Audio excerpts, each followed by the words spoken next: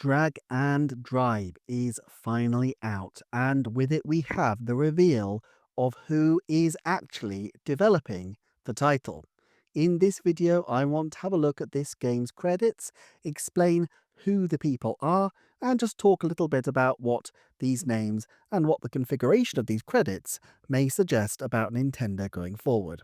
First of all, a very big thanks, as ever, to the Nintendo Wiki staff for updating this promptly. It's an incredible resource that is well worth checking out. So first up then, who is leading the whole Drag and Drive production?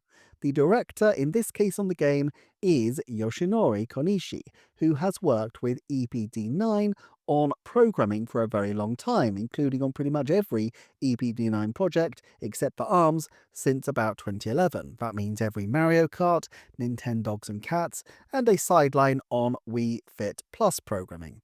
Nintendo's credits do tend to reflect some broad level of seniority in terms of the ordering, and here's the 6th credit for Mario Kart 8 Deluxe.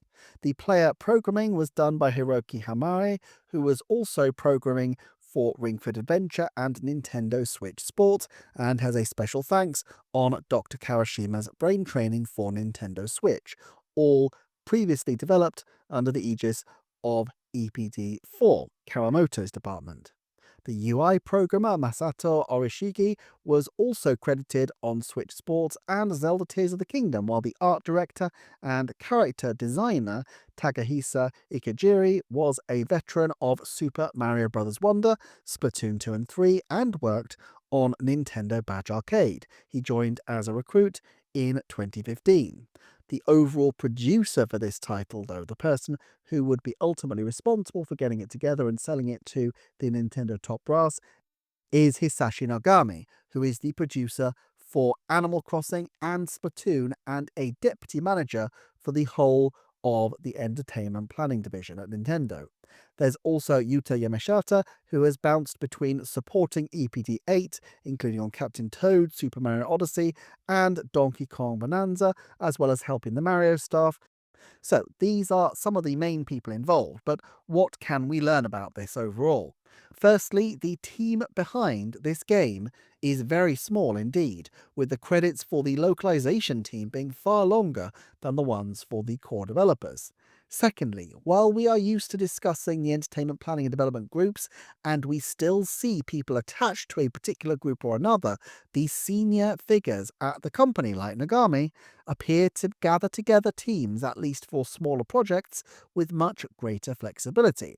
In 2022's Ask the Developer interview for Splatoon, Nagami was not credited as being attached to a particular production group, and the staff here is clearly pulled from across Nintendo rather than specifically being part of one individual team.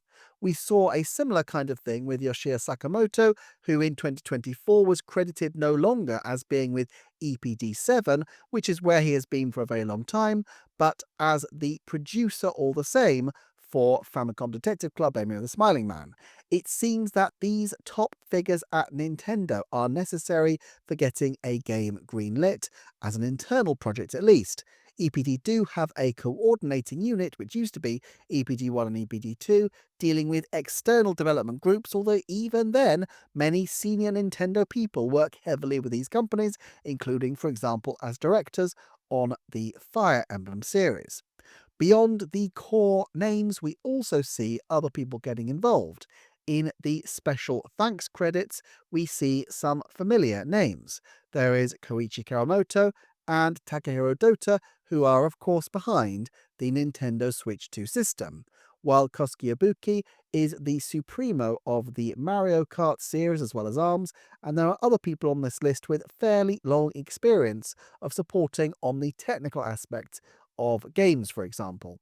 This feels clearly on the periphery of Mario Kart Team EPT9 in many ways, even though the group is ultimately developing with a good deal of people from Animal Crossing and Splatoon's EPT5 and the Ring Fit and Welcome Tour crew from EPT4. However, and this is something I really have another video current exclusive on Patreon touching on, I really think we may be seeing the current configuration of the Nintendo development groups beginning to break down. The origin of the current configuration of the Japanese studios was that in 2015, when Shinya Takahashi became the head of EPD, he initiated quite a significant reorganization. Now, that was in the immediate aftermath of the death of Satoru Iwata, so it made sense that at this opportunity, Nintendo should rejig their operational groups.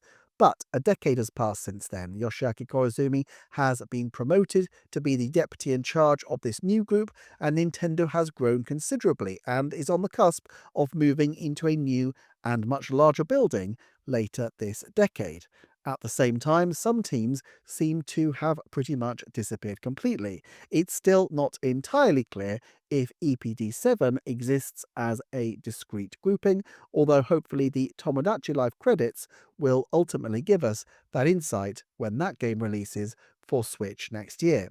It seems to me, though, that the time will soon come for another reorganization internally, and generally the trend over the years has been to expand out the number of development groups by splitting them down and generating smaller subgroups.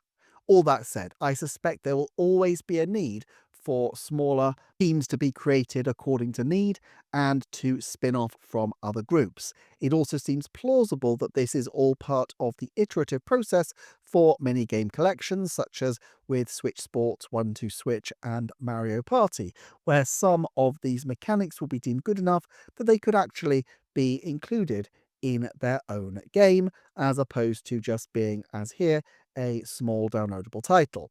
Now, whether that means that Konishi will lead other and more significant projects than perhaps Dragon Drive is, well, that remains to be seen. He is evidently a figure with some seniority within Kyoto, but occasionally developers do pop up with only one major work and then continue after that working on supporting other projects.